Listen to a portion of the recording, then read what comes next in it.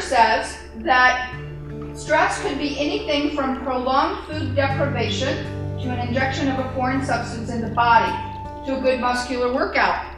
So by the word stress, he didn't mean only the nervous stress. He meant that any non-specific response of the body to any demand. So I thought this was kind of cute. Okay, so Selye's conclusion is this. Stress is a specific entity. It is the only disease we have to fight, and it comes from 3 sources. The first is mechanical, the second is emotional, the third is nutritional. So to help you remember this, fellas, I will apologize in advance. Ladies, stress, M-E-N.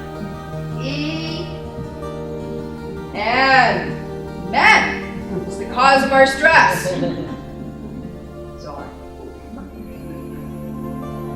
You'll remember it by that little acronym, I mean. So let's figure it out. Mechanical stress. Mechanical stress basically is anything that has to do with the neuromuscular system, the spinal muscular system.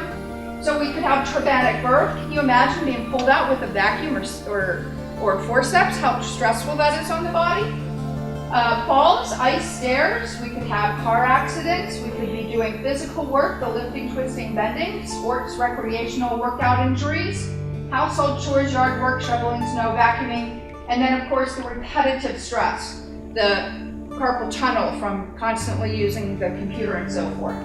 Mechanical stress. Emotional stress, relationship issues with family, friends, co-workers, and boss. But it's not only relationships with other people, it's how well or how kind you are to you. You know that little crazy little noise, the voice inside of our head that sits there and gives us a whole bunch of grief about stuff? Let's think about it. If you had a friend that said that stuff to you, would they be friends with you right now? Probably not. So there's 2 types of relationships that we can have. One, we can have a toxic relationship, and a toxic relationship that can cause stress are the types that are people that are constantly putting you down, that want to make you play small, that tell you you don't know what, you're an idiot, you don't know what you're doing. You know, how could you think you would know what you were doing in order to start a new business or something? Really? You, hello? That's a toxic type of stress. That's a toxic relationship. The nurturing relationships are the ones that are ecstatic. They're excited to see you. They give you a hug. They embrace you. They think, oh, you're getting ready to start this new project? I'm so excited for you. I know you can do it. You've got all the skills. Look at all you've done in your life. Imagine what you're going to be able to create with this. You bring so much to the table. That's what I'm talking about when we're talking about emotional stress. Toxic? Or is it a nurturing one? Nutritional stress. Quality of the food that we eat. There's a different outcome for our health if we are a fruit and vegetables kind of eater than if we're an Oreos, Doritos, and ice cream kind of eater. Wouldn't you agree? Now, maybe in the short term, it may not be very much different, but in the long term, health-wise, you will find that eating the Doritos, Oreos, and ice cream will have a dramatically different health outcome than if you're a fruits and vegetables person. We all should be eating great fruits and vegetables, but the other part of this is how well you digest, absorb, assimilate the nutrition from your food. And these are 3 different processes. And they work independently from each other. So if your digestion is off, chances are you're probably having trouble absorbing. And if you have absorption issues, the likelihood that your body, your tissues, your organs, your cells are going to be able to assimilate the nutrition from the food is actually pretty small. So homeostasis. The body has 2 mission statements. and the body's ability to maintain the consistency of its internal environment despite the changes in surroundings. So there's basically we have 10 organ systems in our body. And they constantly have to adapt to the stress that we put on it. Some of the organs have to slow down some of the time, some of them have to speed up in order to do that dance and work in harmony. If someone were to have the flu, what happens? I mean, what happens if you feel sick? Do you lose your appetite? A lot of times we do lose our appetite. Well, what's happening is this: the immune system is the military, and their job is to fight off that bug or that bacteria or that virus or whatever it is that's invaded your body trying to kill you. It doesn't care about digestion. It wants to make sure you live. So it turns everything off. That's why we want to go to sleep. And once it's done its job, and you start to feel better, you start to feel stronger, you start to feel healthier, what happens? Your appetite comes back. So when we talk about the homeostasis, we're actually talking about the body's ability to force relationships without exception. When you're sick and your immune system has to do what it needs to do, it forces the body to slow down. It forces the digestion to slow down. It forces us to go to sleep. It's kind of like if we decide we want to go out for a run. The heart rate's going to increase. You're going to start breathing heavier. Is your body going to be thinking about digestion at that point? No.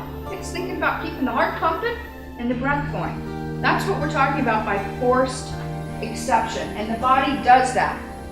Now with homeostasis, the body has two missions.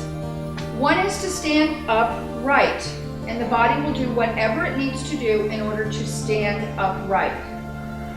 The second is to maintain a very narrow margin in the blood with your different fluids and nutrients, vitamins, minerals, and so forth. It's a very small, narrow margin, and that's what our body is designed to do. So the 10 organ systems basically all run totally dependent on nutrition. So when you have more bills at the end of the month than you have money, what do you pay first? You pay the one that's going to hurt you the most. Yeah? Our body does the same thing. The brain sees it the exact same way. It's going to provide the nutrients to the organs and the systems that will hurt you the most if you don't get those nutrients. So the body's ability to maintain homeostasis leads to the three stooges. First are symptoms. We've already talked about that. The second is muscle contraction. When your body, your organs, your skin is not getting the proper nutrients, there will be a muscle contraction. Any of you ever had like a tightness or a soreness or a pain in your hip or your thigh, maybe your neck? Neck's a good one, or your shoulders right up here. And it doesn't matter how many massages you have, how much stretching you do, it's still there.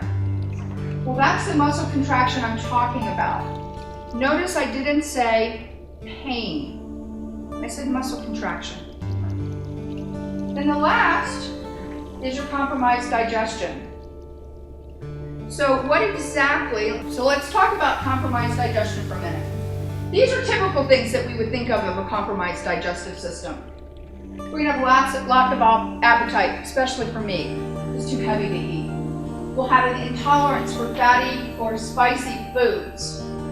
Intolerance for dairy products, grains, or sugars. We won't be able to digest them properly.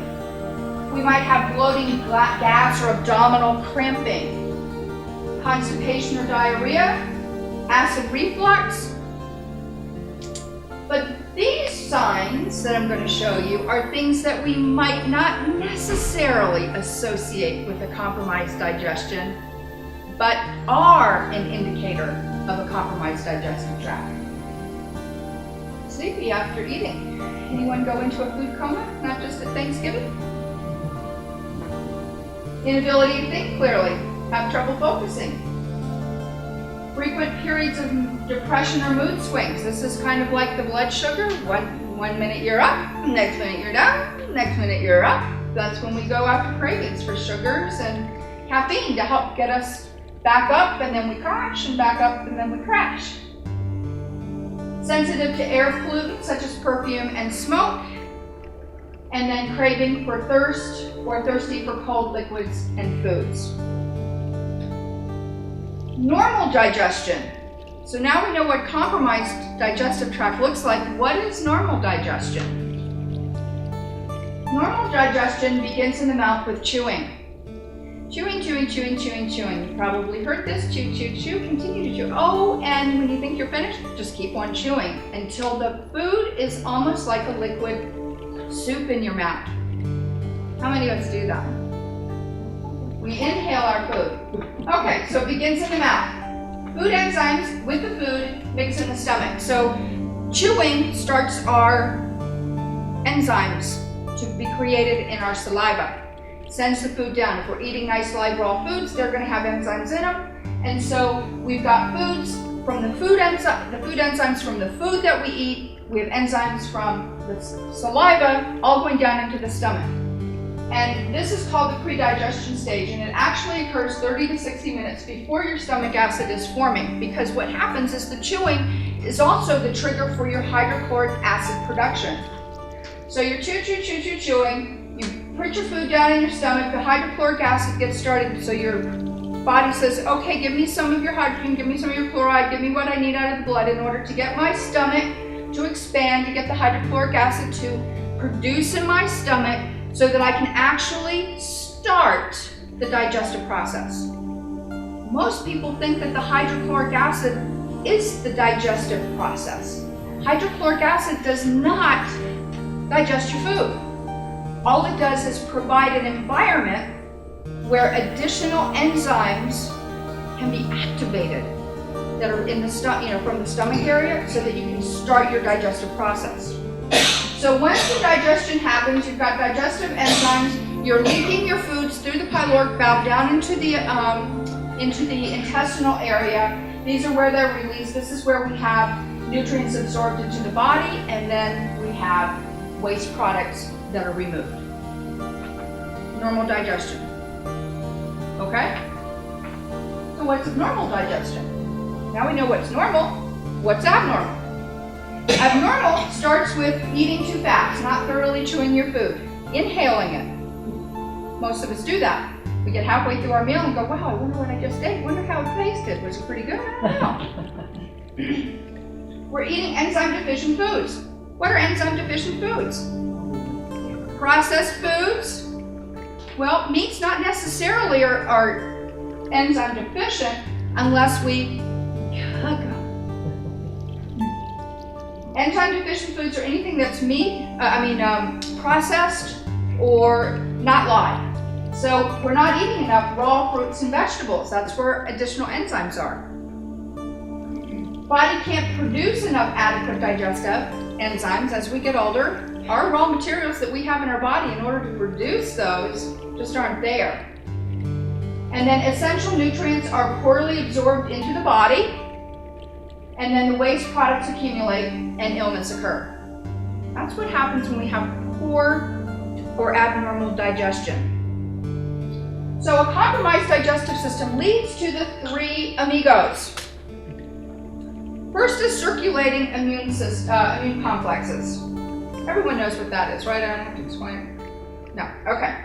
All right, so I'll use my little handy dandy prop. I always like to play with toys. So we've got food that we're eating in our system. And imagine this is one of the bites that are coming down, and we're eating a whole meal, so we've got 1,000 of these. And it's our body's job to break this down into small molecules that are utilizable by our body. So we do that with chewing, we do that with our enzymes. So what we're looking to do is break our foods down into pieces maybe the size of that.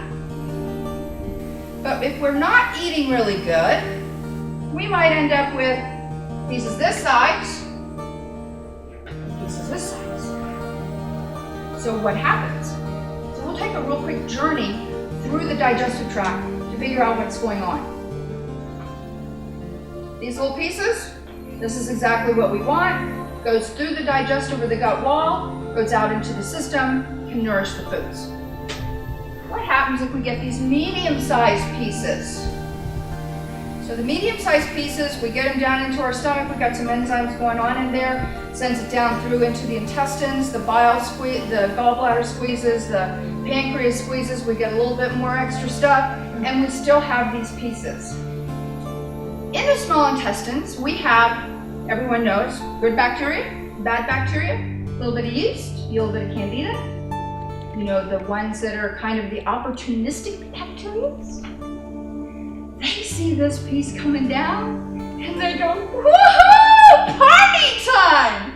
It's a party tonight. And they start chowing down on us. So anytime you eat, what happens? We poop. So these little organisms are eating our big pieces or medium-sized pieces of food, and they are pooping in our intestinal tract. And the poop is gas. It's methane, it's ammonia, it's toxic. The body doesn't like it. It's a chemical irritation to the intestinal tract. So in order for our body to deal with that, it compensates by opening up the pores of this intestinal lining. Anyone ever heard of leaky gut? This is what's happening. The body is opening up the pores. These little food particles or medium-sized food particles that are left are now circulating around in our system. So what can our body do with this? Can our cells, our tissues use this? No, it's too big. It's garbage. Doesn't have anything, can't do anything with it. So what happens? Our immune system, 80% of our immune system is in our gut. The body, or the immune system, will send out antigens and antibodies and wrap around this, now called a circulating immune complex. Okay, immune system's wrapped around this and it's circulating around the body. And where it deposits is what condition you get. In the joints, what do we have? Arthritis. In the skins and the muscles, or the connective tissue, what do we have? Fibromyalgia. In the lungs, all of a sudden this wonderful blooming spring comes along and you have allergies to pollen. You now have asthma. Sinus is a great place for it to go. This is what happens, the leaky gut phenomenon with our medium-sized pieces. Questions on this? Right. Now we get the jumbo pieces. What happens with these? So, goes down into the stomach. We have some digestive enzymes going on in there. Leaks down into the intestines. We got the bile squeezing, the gallbladder squeezing. We got the pancreas squeezing, and we have this leaky gut thing going on. Got an irritated, chemically irritated, very toxic situation in the small intestines. Remember leaky gut, the pores are open to let this size through. These are too big. Can't fit through the gut wall. So this continues down the intestinal tract into the large intestines. While it's on its way, it's rotting, it's putrefying, it's fermenting, it's getting rancid, it's bringing all of its own toxicity along with it. And this is what leads us to the second amigo, which is bowel toxicity. So, just about your immune system is cleaning up all of this stuff, spending a lot of energy trying to get all of this stuff cleaned up, and it's just about finished cleaning it up, and guess what happens next? It's time for the next meal. So this poor little immune system is frantically trying to clean up the mess from the digestive tract that we were not handling correctly. So day in and day out, month after month, year after year, this poor little immune system is getting tired. which leads to the third, which is a challenged or weakened immune system. Make sense so far? Okay. All right. Now, when you have this situation and you have this challenged, weak immune system, you know anybody that is sick all the time? Can you imagine why? Their immune system can't do anything. So let's talk about bowel toxicity for a minute. Bowel toxicity symptoms include digestive symptoms, sinus congestion, allergies, asthma, fibromyalgia, low back pain, sciatica, arthritis, thyroid, and then your autoimmune. Thyroid, for example, the Hashimoto's, the autoimmune. Let's just go back to this word for a minute, autoimmune. What's wrong? Autoimmune. I think we should substitute it, because autoimmune really isn't the right word for it. It's really auto-intoxication. Do you think there was a flaw in our design, in the plan of this amazing, incredible body that says immune system should attack its own cells and tissues? Do you really think that's the way it was designed? There are a lot of things that cause autoimmune challenges. You've got bacteria, you've got viruses, something that's challenging the immune system. But that's not what's causing the immune weakness to start out with. If your digestion had been working correctly, your poor body was not running around, the immune system was not running around trying to clean up this mess, it wouldn't be challenged in the first place. Auto-intoxication conditions start with a lot of hormone stuff, a lot of thyroid stuff, because the organs and the glands are not functioning properly. So we have lack of concentration as an additional symptom of bowel toxicity. We have migraines, psoriasis, eczema, fast heartbeat, and depression. Now, when the immune system is challenged,